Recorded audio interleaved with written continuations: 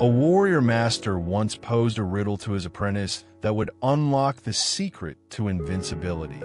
When 10 armed men surround you, which opponent do you defeat? The apprentice replied with confidence, "Every single one, sensei."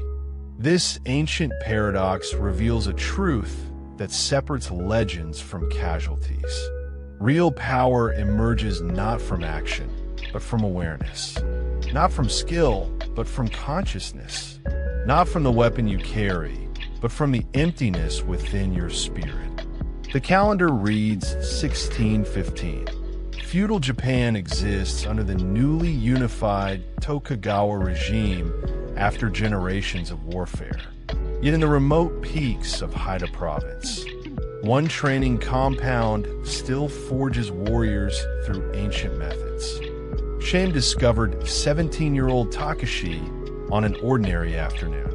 He devoted 5 complete years to the compound's discipline. 5 years executing forms, sitting in contemplation, absorbing classical texts. His kata unfolded with perfection. His blade work demonstrated speed, accuracy, technical mastery. During practice duels with wooden training blades, Takeshi's consciousness would spiral. What happens if I'm struck? What if defeat comes? What if my sensei witnesses this weakness? His muscles would contract. His oxygen intake would fail. His flawless technique would dissolve into chaos. Fellow students noticed. Gossip circulated through the training halls. Takeshi possesses excellent form, but hollow spirit. His mind never stops. He'll fail the trial. The trial. The ultimate examination, separating apprentices from warriors. A genuine duel using sharpened steel against a master combatant. Not unto death, but until death's inevitability becomes clear. That night, sleep abandoned Takeshi. He sat in his small chamber, observing moonlight streaming through the window. He had sacrificed 5 years pursuing warrior status. 5 years of suffering, pain, discipline. And he was failing not because of his body, but because of his consciousness. One twilight following training, Takeshi approached his instructor. The elderly man sat in seiza, formal kneeling posture before the compound shrine, eyes sealed in meditation. Takeshi knelt and maintained silence. 5 minutes, 10, 15 passed. Takeshi elevated his weapon, but his hands betrayed him with trembling. His master remained unarmed, kneeling. This represented the perfect vulnerability, yet something paralyzed him. "I cannot, sensei." The following morning, Yamamoto sensei announced, "Today, no blade practice. Today, we purify our space." For the entire day, they swept the compound, washed floors, cleaned weapons, organized the shrine. Manual labor, mindless work, or so Takeshi assumed. Then he observed something. The master was sweeping too, but differently. Each stroke of his broom carried deliberation, focus, completion. When he swept left, he existed fully in sweeping left.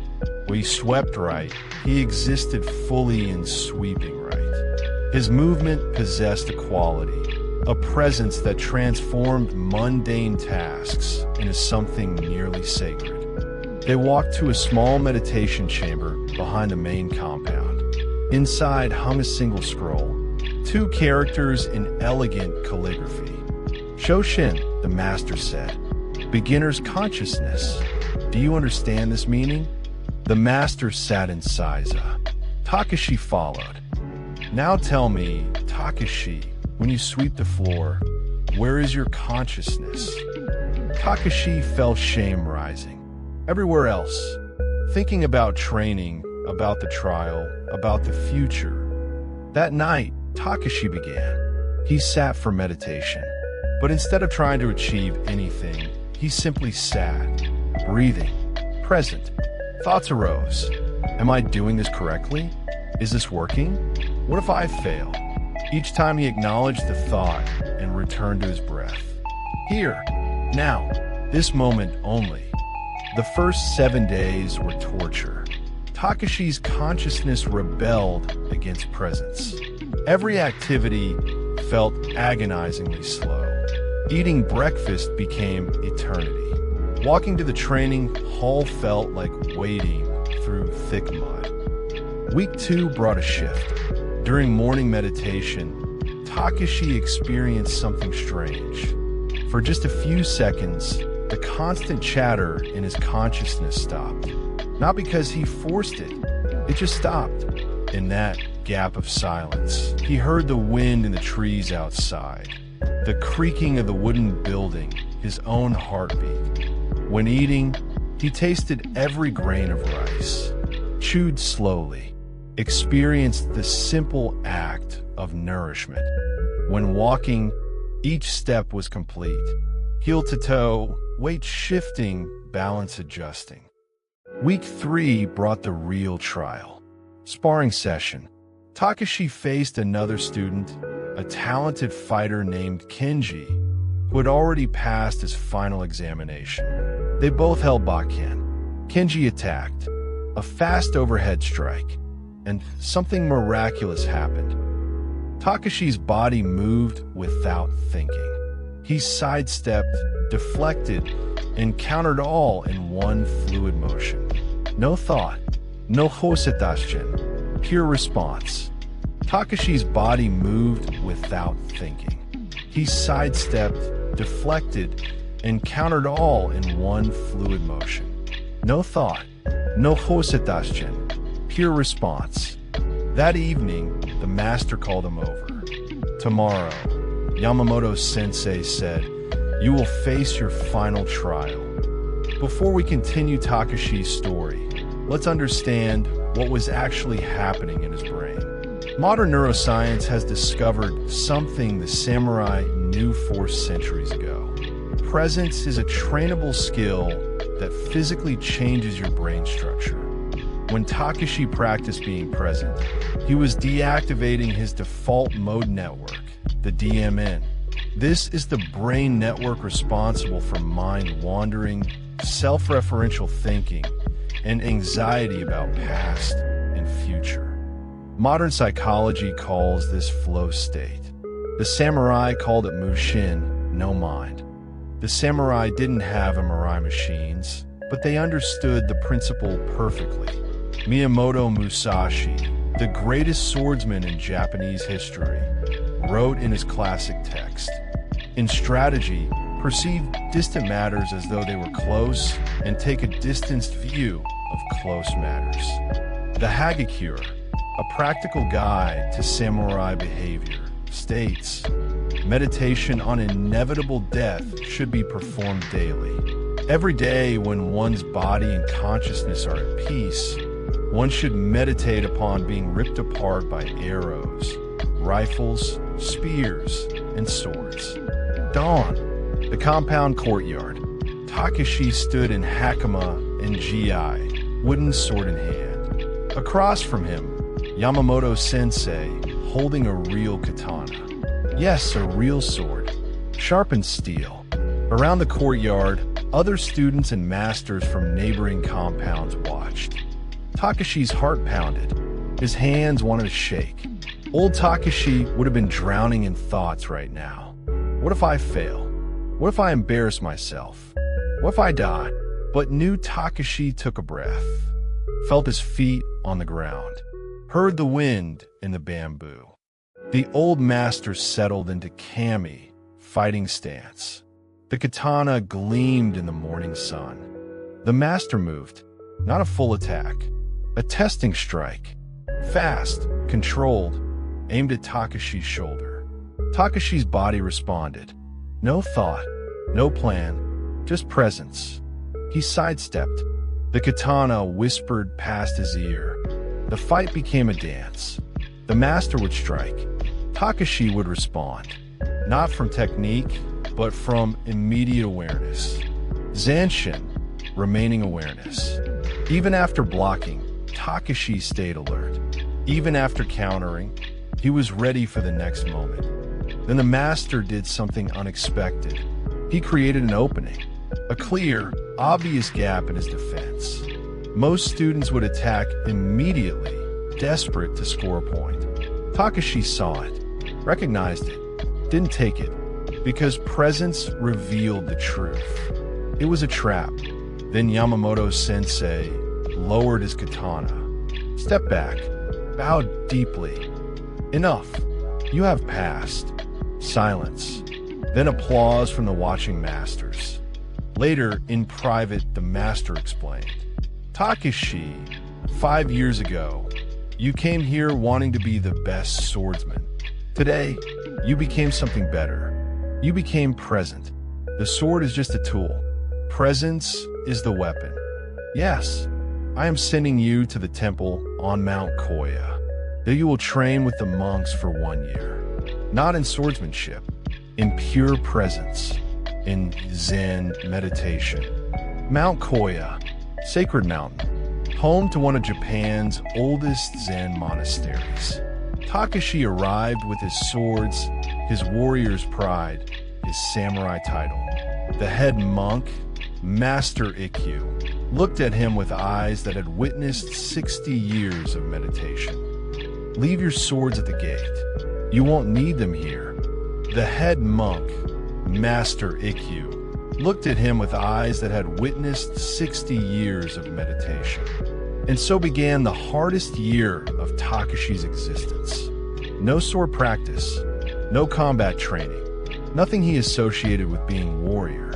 Instead, sitting meditation, hours upon hours of zazen, just sitting, watching the consciousness being present. Master Ikkyu would walk between the meditating students carrying a wooden stick. When he saw someone's consciousness had wandered, visible through posture, breathing, subtle movements, he would strike their shoulder. Not hard, just enough to snap attention back. Then Master Ikkyu rang a bell. Time for walking meditation. The students stood, began walking in a slow circle around the meditation hall. 1 step per breath, heel to toe, complete awareness. Work meditation, chopping wood, hauling water, tending gardens. More meditation, study of sutras, evening meditation, sleep. Every activity was practiced with presence. When chopping wood, be completely with the axe, the wood, the movement. When chopping wood, be completely with the axe, the wood, the movement. When eating, taste every grain of rice. Month 7 brought the second trial. Master Ikkyu called Takeshi to his quarters. He handed Takeshi a letter. There's a village 3 days' walk from here. Bandits have been terrorizing them. The village was small, maybe 30 families. They lived in fear. The headman explained, a group of Ronin, masterless samurai, have been taking our food, our money. We're farmers, not warriors. We can't fight them. Dawn, the bandits arrived. 5 men, rough and dangerous, led by Katsuro, a tall man with scars and hard eyes. Takeshi walked out to meet them, unarmed. The bandits laughed. The village hired a bodyguard, 1 samurai.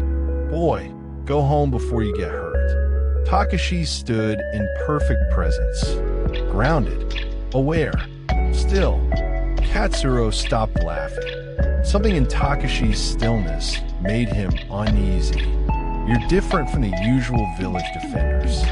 Who trained you? Takeshi continued, voice calm and present. Katsuro-san, you were once a respected warrior. You served with honor. What happened to bring you to this? For a moment, something flickered in the bandit leader's eyes. Pain, loss. One of the other bandits sneered. Katsuro, why are we listening to this? Let me cut him down. He drew his sword, rushed forward, and Takeshi didn't move. Completely still, completely present. No fear, No aggression, just awareness. The bandit's sword stopped an inch from Takeshi's throat. Katsura watched all this. Then he did something unexpected. He knelt, bowed his head. "Forgive me. I forgot. I forgot what it means to be samurai." Katsura stood. "We're leaving, and we won't return." The bandits left. The village was safe, not through violence, through presence. Takeshi returned to Mount Koya. Master Ikkyu was waiting. "Tell me what happened." Takeshi recounted the story.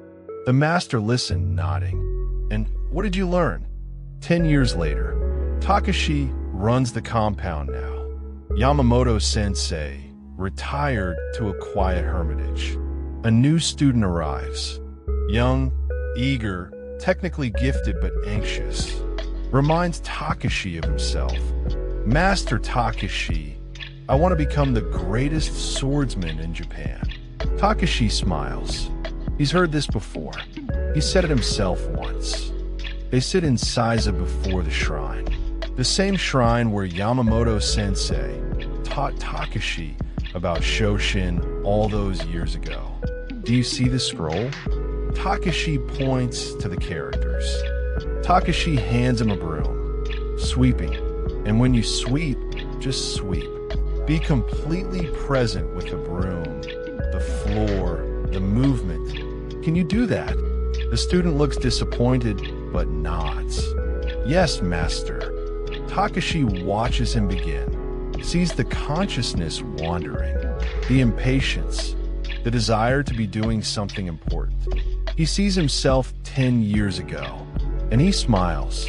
The cycle continues. The teaching passes on. The path of the samurai isn't about the sword. It's about presence, about being fully here, fully alive, fully aware in each moment. If you're ready to begin this journey, to train in the ancient practices that create modern warriors, join us. Subscribe to Winds of Thought.